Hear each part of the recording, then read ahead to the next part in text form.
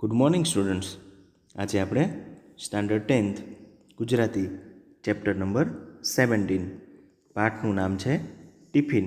એનો સાહિત્ય પ્રકાર છે લઘુકથા. આ લઘુકથાના લેખક છે પ્રેમજી પટેલ. તો આ લઘુકથાના લેખક પ્રેમજી પટેલ વિશે આપણે સૌપ્રથમ માહિતી મેળવીએ. પ્રેમજી પટેલ કે જેમનો જન્મ તારીખ 12/2/1955 થયેલો. પ્રેમજી સોમાભાઈ પટેલ સાબરકાંઠા જિલ્લાના તલોદ તાલુકાના ખેરોલના વતની છે. તેઓ કોલેજમાં અધ્યાપક તરીકે કાર્યરત છે. 53મી બારી, અમૃત વર્ષ, સ્પર્શમણી, અવેર, કીડી કથા તેમના લઘુકથા સંગ્રહો છે. 14 લોક, લોકજણસ, અમીલોક તેમનું સંપાદિત લોક સાહિત્ય છે.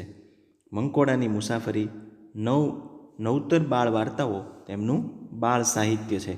ગુજરાતી જીવનકથાઓ, વિવેચના તરફ, ગુજરાતી આત્મકથાઓ તેમના વિવેચન ગ્રંથો છે. અહીંયા આ લઘુકથાના લેખક વિશે માહિતી મેળવ્યા બાદ આ લઘુકથા વિશે આપણે સંક્ષિપ્ત માહિતી મેળવીએ. આ લઘુકથામાં એક માર્મિક ઘટના વર્ણવવામાં આવી છે. નાના અને સાદા વાક્યોથી અમથીમાની પશુપ્રેમ અને પરોપકારની વૃત્તિનું ઉત્તમ આલેખન થયું છે. જમણવાર પ્રસંગે પ્રૌઢો માટે ટિફિન આવવાનું છે, છતાં અમથીમાં રોટલા ઘડતા દેખાય છે. તેથી લેખક અકળાય છે, પરંતુ અમથીમાં જુદી રીતે વિચારે છે. ગાય અને કૂતરીનું શું? લઘુકથાનો વળાંક ત્યાં છે કે છતે કુટુંબે એકલવાયુ જીવન જીવતા અમથીમાં માટે તો આ પશુઓ જ પોતાના પોતિકા છે. કુટુંબીયતા એક જ પ્રસંગમાં મનુષ્યના સંબંધો સચોટ રીતે પ્રગટ થાય છે, તે આ લઘુકથાની વિશેષતા છે. તો વિદ્યાર્થીઓ, અહીંયા આ લઘુકથા છે એમાં એક માર્મિક ઘટના છે એ વર્ણવવામાં આવી છે કે એક માણસ અને પશુઓ પ્રત્યે કેવો પ્રેમ હોય. અહીંયા લેખક છે એ અમથીમા નામનું જે અહીંયા પાત્ર છે, એક માજી છે, એમને ટિફિન છે એ એમને ઘરે પહોંચાડવાના હોય, પણ છતાંય અમથીમાં છે એ રોટલા ઘડતા દેખાય છે. ત્યારે લેખકને વિચાર આવે છે કે મેં કીધેલું છતાંય માજી શું કામ આ રોટલાનું વૈતરું કરતા હશે. તો માજીને જ્યારે પ્રશ્ન પૂછ્યો ત્યારે એમણે જવાબ આપ્યો કે હું તો જમી લઉં, હું તો ધરાઈ જઈશ, પણ આ કાળવી અને ગોરવીનું શું? એટલે કે એની શેરીમાં રહેતી જે કાળવી, જે કાળી કૂતરી છે, અને ગોરવી જે ગાય છે, તો એનું જમવાનું શું? એને મારે શું જવાબ આપવો? તો અહીંયા પોતાના કુટુંબીજનોની જાણે વાત કરતા હોય એમ અહીંયા પશુઓની વાત કરતાં અમથીમાનું અહીંયા પોતાનું પરોપકારી જે જીવન છે, પશુઓ પ્રત્યે જે પોતાની લાગણી છે, એ અહીંયા આ લઘુકથામાં વ્યક્ત થાય છે. તો આ લઘુકથા હવે આપણે વિસ્તૃત રીતે સમજીએ કે ટિફિન લઈ માંડવીમાં પ્રવેશતા સાદ કર્યો. અમથીમાં, એ અમથીમાં, આય ભાઈ, એમનો ધીમો અવાજ ડાબી તરફથી આવતો જણાયો. ત્યાં ગયો તો રોટલા ઘડવાનું ચાલે, ટપ ટપ ટપ. આ ડોશી તો ખરા છે. કહીને ગયો તો કે હું તમને જાતે આવીને ટિફિન. જમણવારની ગમે તેટલી ધમાલ હશે, પણ અહીંયા ટિફિન લઈ અને માંડવીમાં પ્રવેશતા સાદ કરે છે. અહીંયા લેખક છે એ માંડવીમાં, એટલે કે જે રવેશનો આગળનો જે ભાગ છે, ઘરમાં પ્રવેશવાનો જે ભાગ, ત્યાં જઈ અને અમથીમાં એમ કરી અને અમથીમાને સાદ પાડે છે. અમથીમાં એને આવકારે છે કે આય ભાઈ. એમનો ધીમો અવાજ ડાબી તરફથી આવતો લાગ્યો.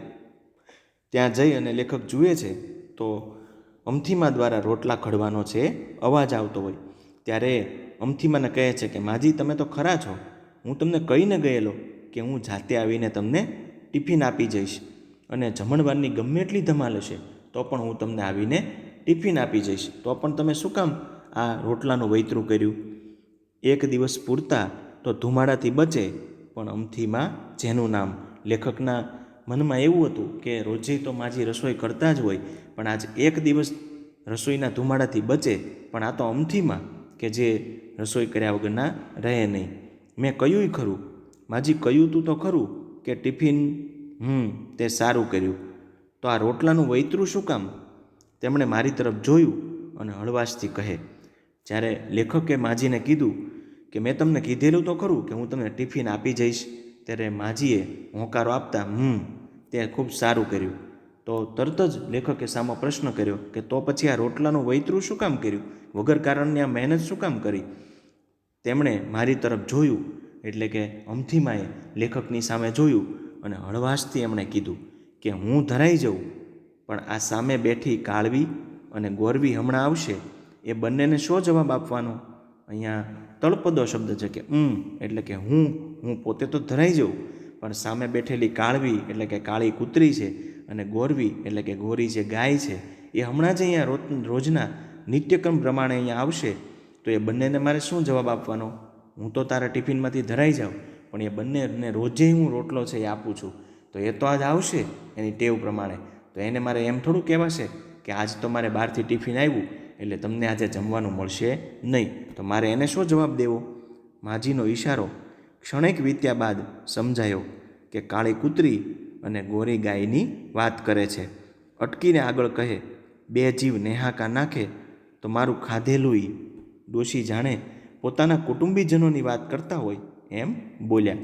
અહીંયા માજીએ જે ઈશારો કર્યો એ ક્ષણેક વીત્યા બાદ મને સમજાયો કે કાળી કૂતરી અને ગોરી ગાયની અહીંયા માજી છે વાત કરે છે. અટકીને આગળ કહે કે બે જીવ નેહાકા નાખે એટલે કે નિશાસો.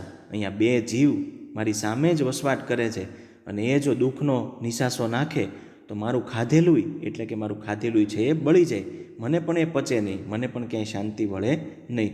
તો અહીંયા ડોશીમાં જાણે પોતાના કુટુંબીજનોની વાત કરતા હોય એમ અહીંયા કાળવી અને ગોરવીની વાત કરતા હતા. તો વિદ્યાર્થીઓ, અહીંયા આ માજી છે એ એમને પશુઓ પ્રત્યે કેટલો પ્રેમ હતો, કેટલી લાગણી હતી કે આપણા આડોશ પાડોશમાં કે આપણી આજુબાજુમાં કોઈ પ્રાણી પશુ ગાય કૂતરાઓ વસવાટ કરતા હોય તો આપણે એનો ભાગ પણ કાઢવો જોઈએ. આપણે પહેલાં આપણા વડવાઓ કે આપણે પણ હજી એ રિવાજ ક્યાંક ને ક્યાંક હજી જીવંત જ છે કે ગાયનું કૂતરાનું ગોગ્રાસ જેને કહેવામાં આવે એ આપણે કાઢીએ છીએ. તો આપણે માત્ર આપણો જ વિચાર ખાવાનો ન કરતાં આપણી આજુબાજુમાં જે જીવ સૃષ્ટિ વસે છે એની માટે પણ આપણે ખાવાનું આપણે અલગ કાઢવું જોઈએ. તો આ લઘુકથા પ્રેમજી પટેલની શ્રેષ્ઠ લઘુકથાઓમાંથી લેવામાં આવી છે. તો વિદ્યાર્થીઓ, આ લઘુકથાની સમજૂતી બાદ આપણે આ પાઠની અંદર આવતી શબ્દ સમજૂતી વિશે અભ્યાસ કરીએ. તો શબ્દ સમજૂતી એમાં સમાનાર્થી શબ્દો: સાદ તો અવાજ કે બૂમ, ધમાલ એટલે કામ માટે દોડધામ, ઈશારો તો સંકેત, ધરાઈ જવું તો તૃપ્ત થવું. ત્યારબાદ આ પાઠની અંદર કેટલાક તળપદા શબ્દો આવે છે તો એ આપણે જોઈએ. આય તો આવ, ભઈ એટલે ભાઈ, એટલે કે હું, અને નેહાકા એટલે કે નિશાસા. ત્યારબાદ વિરુદ્ધાર્થી શબ્દો: સવાલ તો જવાબ, દિવસ તો રાત. ત્યારબાદ રૂઢિપ્રયોગ: લાગી આવવું તો દુઃખ થવું, હૃદયમાં ઘા થવો તો તીવ્ર દુઃખની અનુભૂતિ થવી. શબ્દ સમૂહ માટે એક શબ્દ જોઈએ. ઘર આગળની ઊંચી બેઠક તો માંડવી કે રવેશી. પરાણે કરાવવામાં આવતું કામ તો એનો જવાબ આવશે વૈતરું. ત્યારબાદ સ્વાધ્યાય જોઈએ. એમાં પ્રશ્ન પહેલો: નીચેના પ્રશ્નો સાથે આપેલા વિકલ્પોમાંથી સાચો વિકલ્પ પસંદ કરી ખરાની નિશાની કરો. તો અહીંયા એક પ્રશ્ન છે, એની નીચે 4 વિકલ્પો આપ્યા છે, એમાંથી આપણે સાચા વિકલ્પ નીચે ખરાની નિશાની કરવાની છે. પહેલો પ્રશ્ન: ટિફિન લઈ માંડવીમાં પ્રવેશતા વાર્તાનાયક કોને સાદ કરે છે? એ પત્નીને, બી બાળકોને, સી અમથીમાને અને ડી જીવીમાને. તો આનો સાચો જવાબ આવશે સી અમથીમાને. ત્યારબાદ બીજો પ્રશ્ન: ટિફિન કૃતિમાં ગાય માટે કયો શબ્દ પ્રયોજાયો છે? એ માતા, બી કામધેનુ, સી કાળવી અને ડી ગોરવી. તો આમાં સાચો જવાબ આવશે ડી ગોરવી.